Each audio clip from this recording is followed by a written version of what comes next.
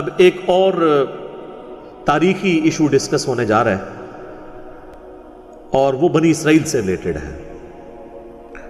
سورہ آل عمران کی آیت نمبر 93 کے اندر چونکہ نبی علیہ السلام نے دعوت لانچ کی تھی تو آئے دن جو یہودی ہیں وہ مسلمانوں کو تنگ کرنے کے لیے عجیب و غریب قسم کے سوالات اٹھاتے رہتے تھے. جیسے یہاں پہ بھی لوگ چھوٹے چھوٹے فقہی مسئلے اٹھاتے ہیں، پوچھیے جی ذرا جا کے، ٹھیک ہے نا جی.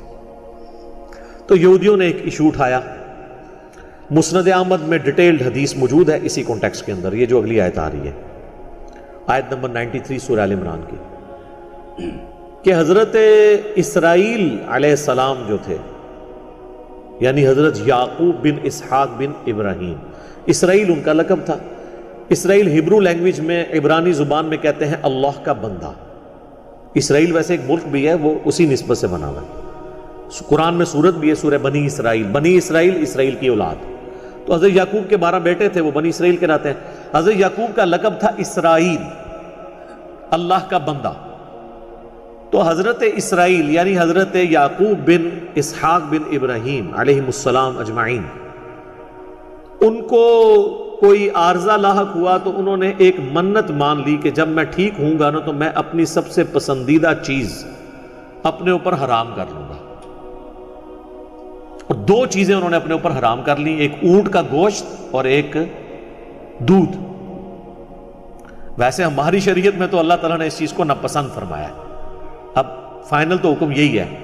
سورہ تحریم نہیں نازل ہوئی قرآن حکیم میں، پوری ڈیٹیل بخاری مسلم میں ہے، اور سورہ تحریم کا تو آغاز ہی سے، اور اس کا نام ہی تحریم ہے. اے نبی، آپ نے اپنی بیویوں کی رضا جوئی کے لیے اپنے اوپر وہ چیز کیوں حرام کر لی ہے جو اللہ نے آپ کے لیے حلال کی تھی، یعنی شہد.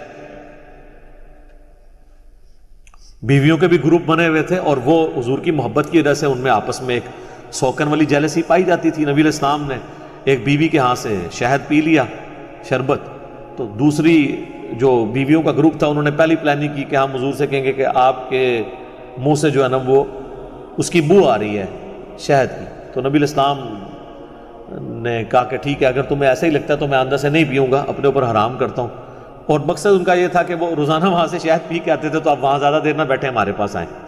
لیکن سر اللہ کا تو کوئی رشتہ دار نہیں ہے نا، اللہ کا تو نبی بھی رشتہ دار نہیں ہے، نبی بھی اس کا بندہ ہے. ٹھیک ہے، ادھر تو لوگوں نے اللہ سے رشتہ داریاں بنائی ہیں جی، اولیاء اللہ نے. تو کہ مطلب اللہ تعالیٰ کا کوئی رشتہ دار ہے اولیاء اللہ ہو گیا تھے، کام چوک کے رکھے نہیں. تو قرآن میں سورہ تحریم کا نام ہی سورہ تحریم، اور سٹارٹ اس سے ہوا ہے کہ اے نبی آپ اپنی بیویوں کی رضا جوئی کے لیے اس چیز کو حرام کر رہے ہیں جو اللہ نے آپ کے لیے حلال کی ہے. تو نبی علیہ السلام نے پھر اپنی قسم توڑی، قسم کا کفارہ ادا کیا. تو ہماری شریعت میں تو یہ مسئلہ بہت سخت ہے. اس زمانے میں جواز کی حد تک تھا، اور بھی کئی کام تھے. 2 بہنوں سے اکٹھا نکاح ہو سکتا تھا.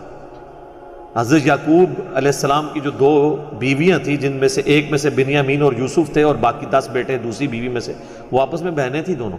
لیکن اب آپ 2 بہنوں کو ایک نکاح میں جمع نہیں کر سکتے. وہ قرآن میں سورہ النساء کے اندر آیت نازل ہو چکی ہے. بہرحال حضرت یعقوب نے جب یہ منت مان لی، اب وہ منت پوری کرنے لگے. اب انہوں نے تو منت پوری کی.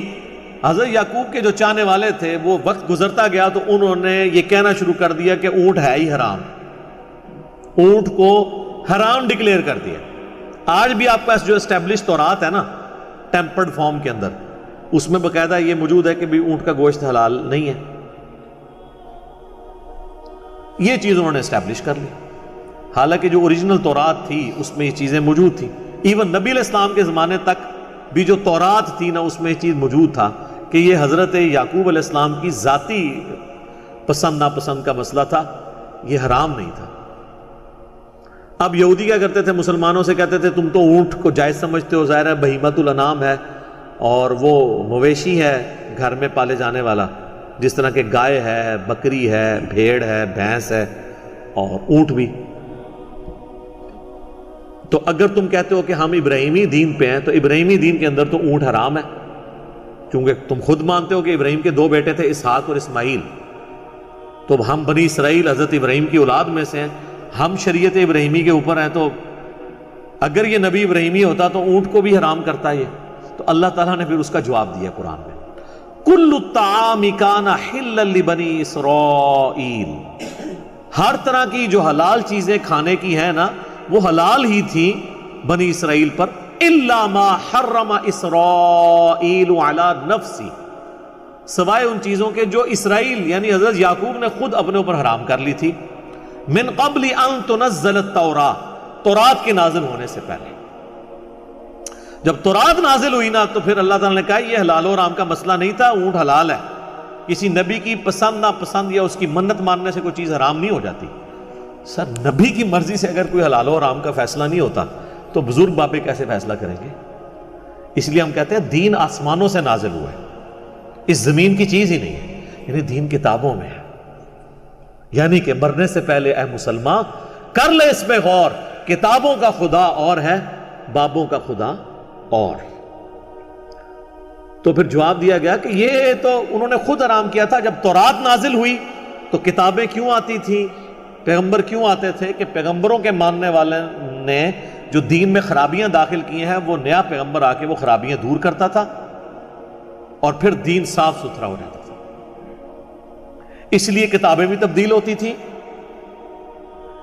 انبیاء کی جو تعلیمات ہیں وہ بھی ٹیمپر ہو جایا کرتی تھی، کیونکہ ٹینشن نہیں ہوتی تھی نیا پیغمبر آ کے اس کو درست کر دے گا۔ لیکن ختم نبوت کا تقاضا یہ ہے کہ یہ کتاب تبدیل نہ ہو۔